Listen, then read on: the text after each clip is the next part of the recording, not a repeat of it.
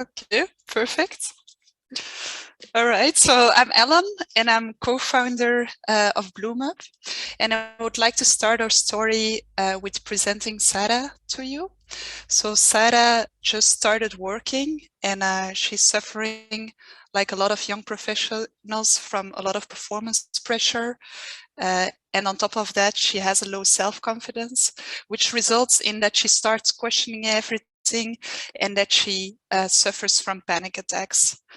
This starts impacting her job performance, and at the end, Sarah starts calling in sick. So both her employer as Sarah really don't benefit from this situation. And Sarah is not alone in this. 1 of 4 people faces a mental health issue in their life. And since COVID, the amount of Sarahs in Belgium has tripled.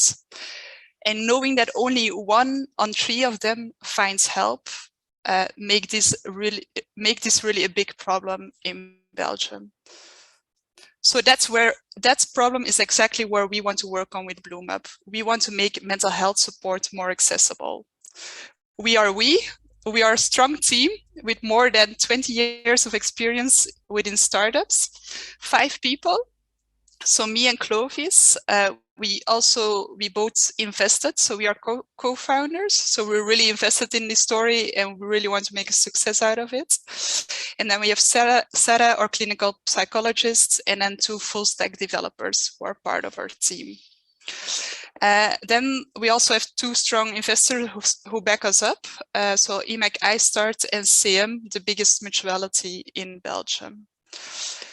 What is our solution? So we want to help people as Sarah to get fast and easy access to a mental health professional that matches their needs.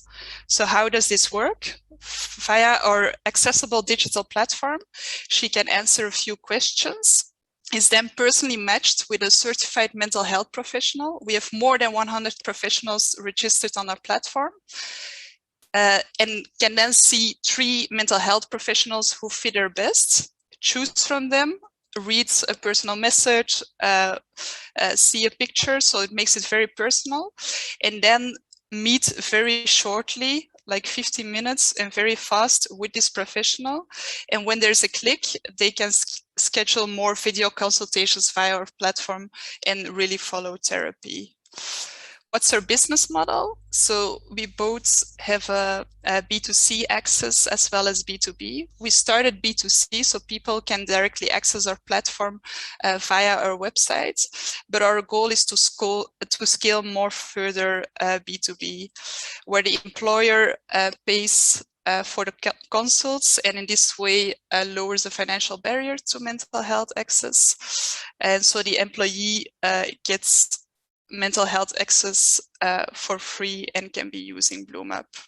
At the other hand, we have the professionals who use BloomUp as a very flexible work tool and who pay a commission on the consults. The market size in Belgium is about 28 million euros, but there's also a lot of potential unlocked in our neighboring countries. What are our achievements? So we launched our platform in January. We had a small pre-seed round of 150K at that moment. And then we scaled further fast through B2B2C. So we find partners to spread the message about BloomUp and get more people aware about our existence. And this resulted in total already to more than 1,000 consultations on our platform.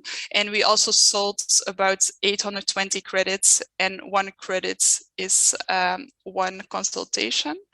And our main focus now is on the B2B channel. So here we started 2 pilots with a Christian Mutuality and then also with Call Excel. And we just finalized a new capital round of 500,000, in which the Christian Mutuality also participated. About 30% of the people who made use of BloomUp would otherwise never have considered therapy. And at the moment, we have a 6,000 euro monthly recurring revenue. What is our vision beyond that? So by 2023, we want to become a holistic B2B mental health platform that provides the right care at the right moment. So not only talks with therapists, but also more innovative ways of following therapy or being more aware about your mental health. And by then, we want to have helped more than 20,000 people and being active in Belgium and what other country, which we need to define. About our sustainable impact, I think it's clear we're focusing on SDG 3, so good health and well-being. And what is mostly mentioned in that is that access to quality care is really essential. And this is really in our core. So our core is really to increase accessibility to mental health care by using the social entrepreneurship model. So one of our values is really to put the mission first, and but scale and have more impact through having a sustainable business model. About 30% of our clients would have not have access to mental health care without BloomUp. So that means that we are really making it more accessible. And that's the proof. And we also really have it anchored in our shareholder agreements. So from the moment we would make profits, 20% would be allocated to make mental health care more accessible for underprivileged people. And this is where our investors also sign to. So we're really looking for the right partners. Where do we need the help of BrightWolves? So as we are achieving now first traction in Belgium, we already would like to study more about potential international expansion. So how could we scale our impact beyond Belgium, and where and how should we play? And I know that you also know that startup founders and people who work at startups are super busy. So to ensure like full impact of the potential prize of winning 1 month of consulting, we have found really a stellar intern who would be full-time available and who would also be working on this project. So also BrightWolves can really have sustainable impact of your services by executing these projects. That's amazing. Great pitch. If I can, a question. Can you go a bit more in detail around the technology / service / roadmap? Like how do you plan beyond connecting people? What's like the layer that you're trying to develop, or what's your roadmap? I understand the geo expansion and the footprint to connect that, but are you working on parts that will make you unique in terms of quality? Yes, definitely. So what are we focusing on this year is to make our platform really to make the basics work very well. So to have a smooth, good matching flow to get people to the right psychologist where they can talk with for 1 hour. But how we look beyond that and what's our product roadmap there is that really in 2 years, we want to grow to a more holistic B2B mental health platform. What does that mean? That on our platform, you won't be able to only like talk with a psychologist for 1 hour, the classical model. No, we will also look for shorter sessions, chat therapy, digital content made by psychologists, make communities of users, allow journaling application so that we can provide the right care at the right time for everyone who needs it. And we will really focus more on the preventive parts. So in mental health, you have like the green zone of people who are already feeling good, then the orange zone where people like have mild complaints, and then you have the red zone of really like mental health problems. And we really want to focus on that green-orange zone to be more preventive and to help people to become mentally stronger. And so we can avoid that people really become mentally ill and that worst consequences happen. Is that an answer to your question? Yes, a little bit, thank you. Other questions? Is there anything on the emergency mode? Like people maybe willing to commit suicide or stuff like that? Excuse me? Is there any plan on something like emergency or crisis mode? Yeah, so we clearly mention within our platform that we are not a crisis platform. So if you're in acute danger or you want to like hurt yourself, it's not the right place, and we refer to the helplines immediately. But also if that would like, if a person starts with us and it evolves and maybe there's some suicidal symptoms in the in the registration on our platform, they need to leave an emergency contact so that the psychologist can contact someone in case he or she sees signs of something worse happening.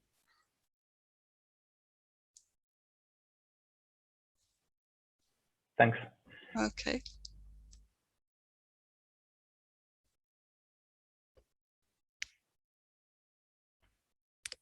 Is there another question? So it would not be like a subscription model where you have to like be member for a year. You can access it just at the moment you need it. Yeah, indeed. So yeah, our longer term vision is to really, so we started our platform B2C. We have now the partnership with the CM. They will do a huge B2C marketing campaign. We'll reach a lot of people.